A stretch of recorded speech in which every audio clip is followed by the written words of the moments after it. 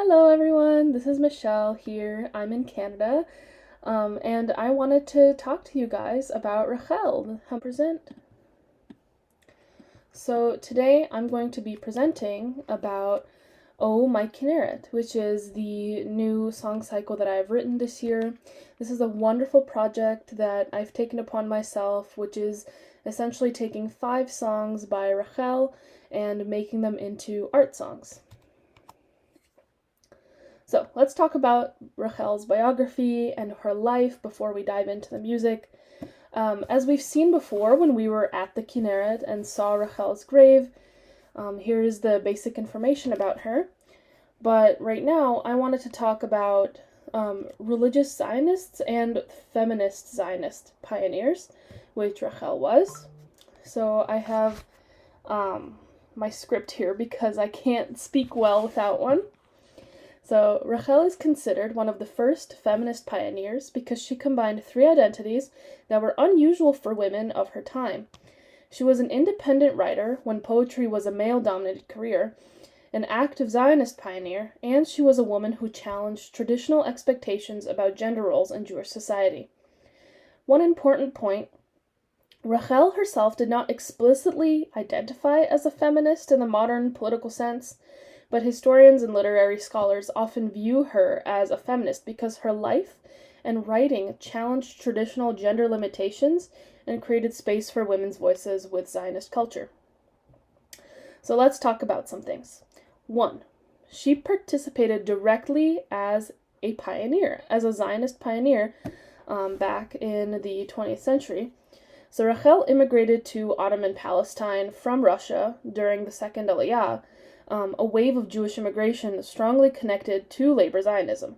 At first, she visited Palestine before the 1900s, but then she went back because she wanted to live there so much, and she actually moved with her sister.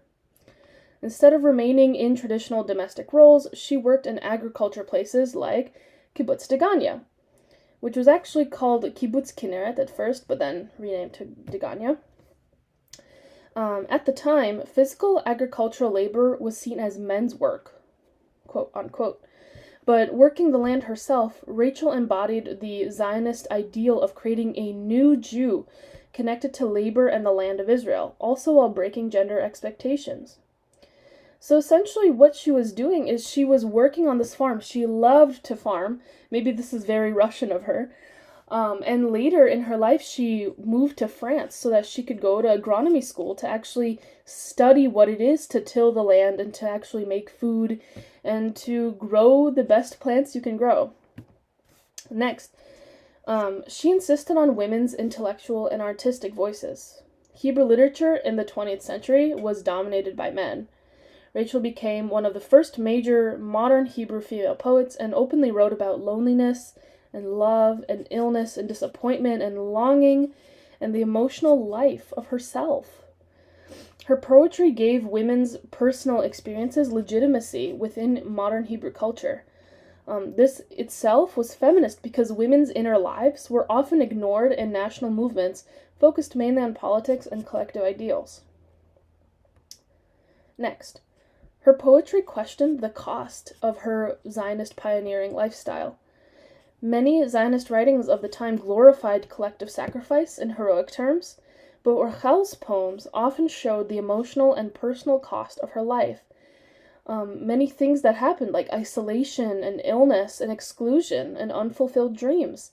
After she returned to the Kinneret kibbutz, she contracted tuberculosis from her trip back.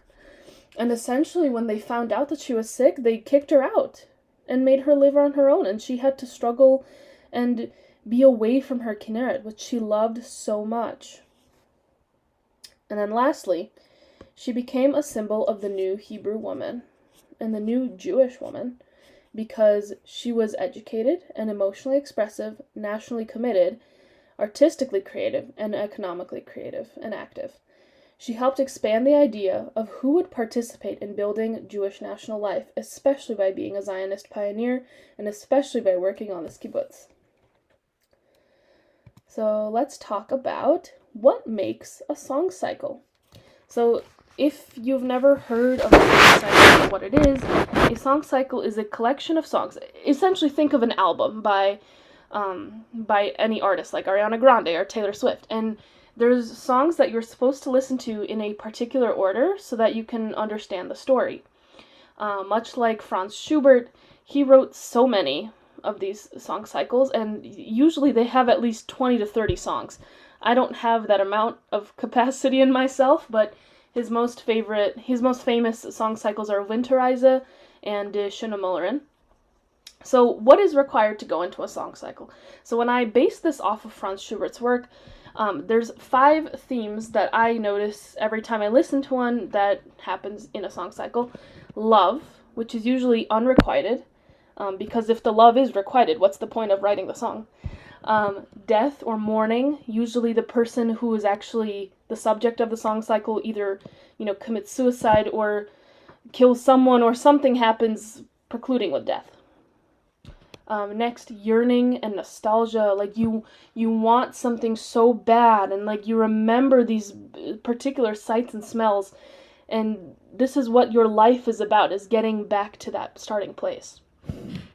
Nature, of course, man's or person's relationship to nature and how that can happen. Like in Die Schöne Malerin, the man who is the main character speaks to the river and is saying, like, why does this girl not love me?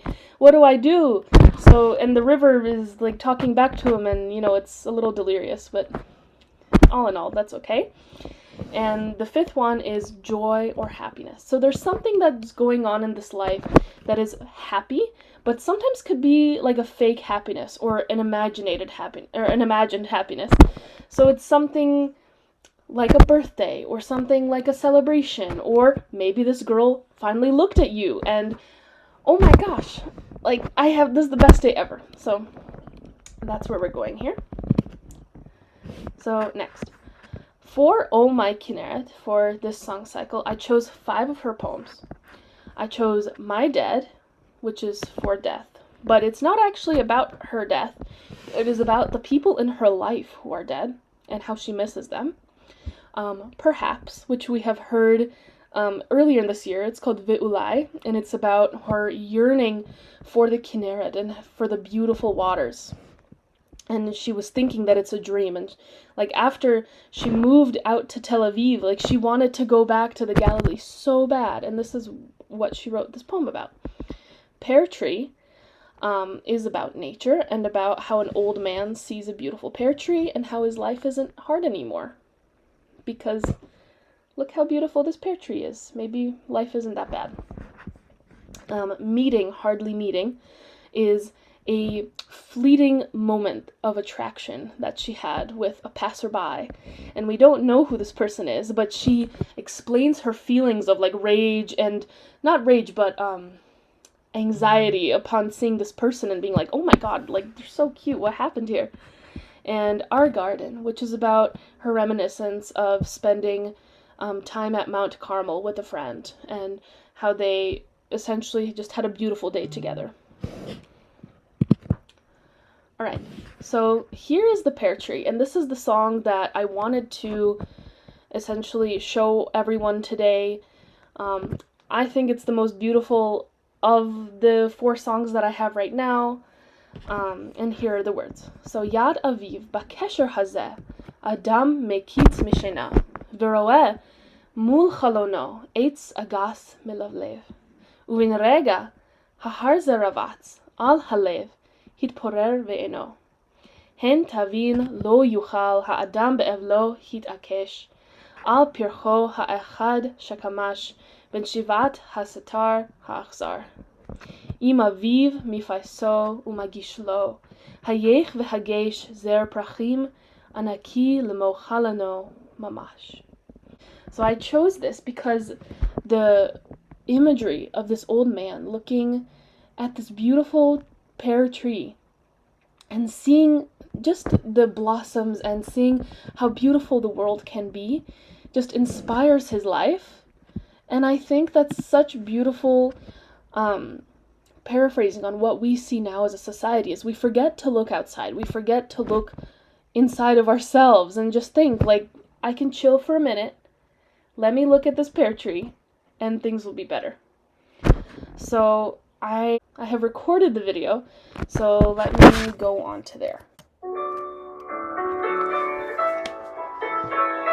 Yad Aviv B'Kesher Hazeh Adam Mekitz Mishenav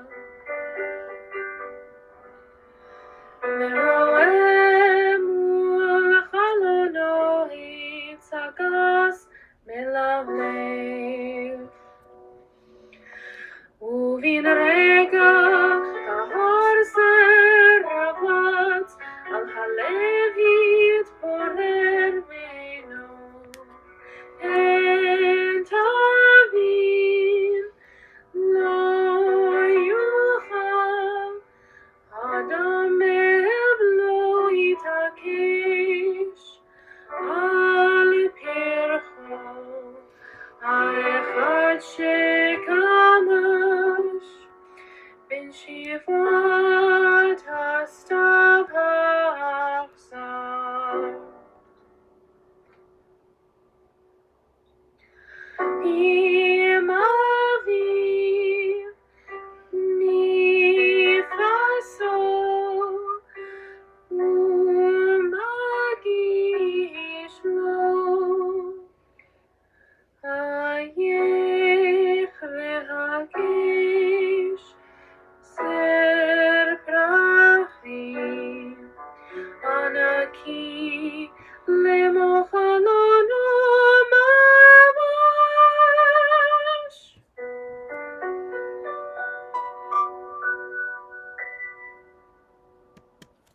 All right.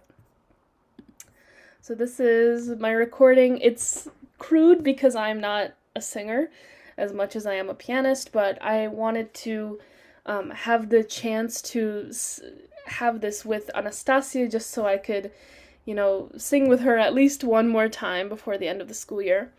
So I hope you all learned a lot more about Rachel than you knew before, and I'm going to stop sharing. And I hope this is a wonderful school year and a wonderful summer that everyone will have this year. And I will see you all when I come visit New York. Bye-bye now.